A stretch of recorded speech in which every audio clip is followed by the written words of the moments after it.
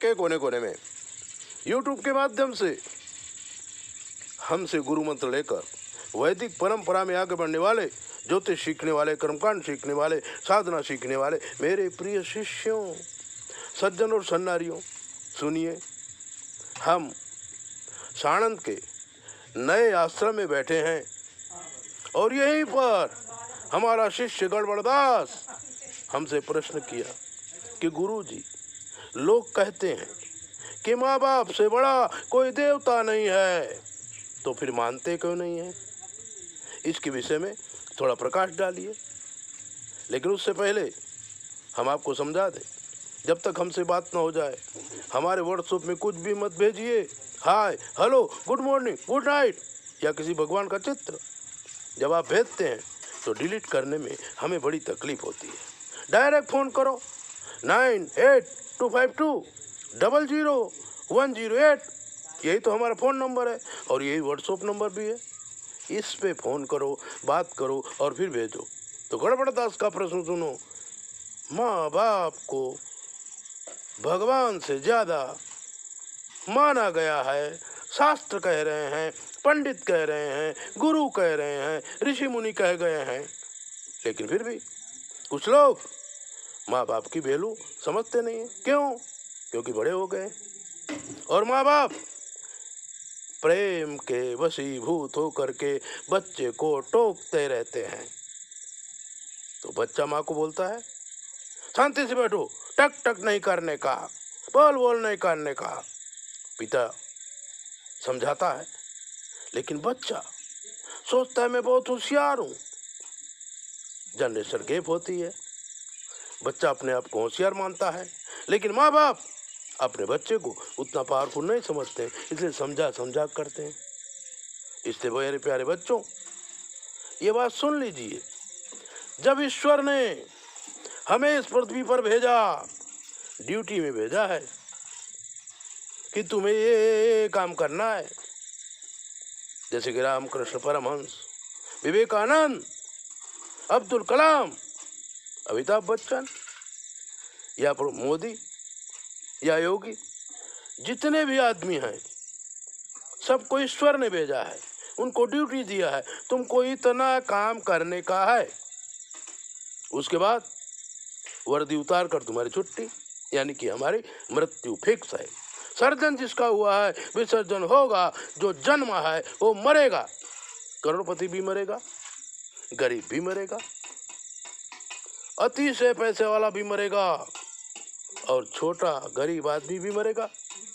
अगर पैसे से जीवन मिलता हो तो हमारे धीरू भाई अंबानी, जिन्होंने भारतवर्ष को क्या क्या नहीं दिया, क्या क्या नहीं सिखाया, 1 सेकंड का 5 करोड़ रुपया दे सकते थे अगर उन्हें कोई जिला देता तो, लेकिन नहीं। 6:05 होते हैं, ड्यूटी पूरी हो जाती है, पुलिस वाला अपनी वर्दी उतार के अपने घर चला जाता है। इसी प्रकार से जीर्णानि वस्त्राणि यथा विहाय, जैसे कपड़े गंदे होते हैं और हम कपड़े को नया सिला लेते हैं, पुराना फेंक देते हैं, ठीक उसी तरह से ये शरीर जो हमें मिला है वो पुराना हो जाता है, इसको जला देते हैं बच्चे लोग और नया जन्म हमारा होता है। भगवान को दया आती है, माता जी कहती हैं कि बच्चे को आप भेज तो रहे हो, इस जीव को आप पृथ्वी में भेज रहे हो, मुझे साथ जाना पड़ेगा, आप अकेले रह जाओगे। भगवान कहते हैं मैं भी चलूंगा। तो फिर सृष्टि का कार्य कौन संभालेगा? क्योंकि पहले मानसिक सृष्टि थी, शक्ति का संचार हुआ ही नहीं था, शक्ति प्रकट हुई ही नहीं थी। वो तो शंकर भगवान के हृदय में से 10 महाविद्याएं निकली और उन्हीं की कृपा से रति को पैदा किया गया। तब विश्व को, सृष्टि को माता के रूप में, बहन के रूप में, बेटी के रूप में, बहू के रूप में माता जी स्वयं आई और पिता के रूप में भगवान भोलेनाथ स्वयं विष्णु पिता के रूप में आए। लेकिन जन्म हुआ, माँ ने पाला पोसा, मेला धोया, खिलाया पिलाया, मालिश किया, बड़ा किया, पढ़ाया लिखाया।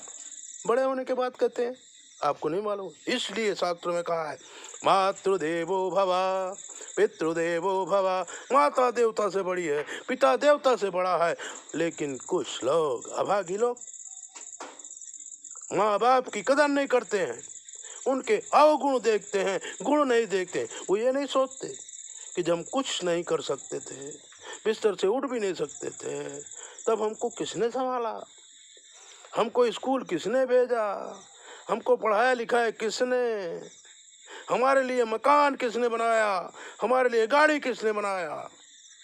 वो लोग कभी सुखी नहीं होते हैं। इसलिए मेरे प्रिय शिष्यों, माँ बाप का आदर करो, सम्मान करो, उनको जवाब मत दो, उनकी बात भले न मानो, लेकिन मुंह पर हाँ कह दो, हाँ मम्मी, हाँ पापा, हाँ माताजी, हाँ पिताजी।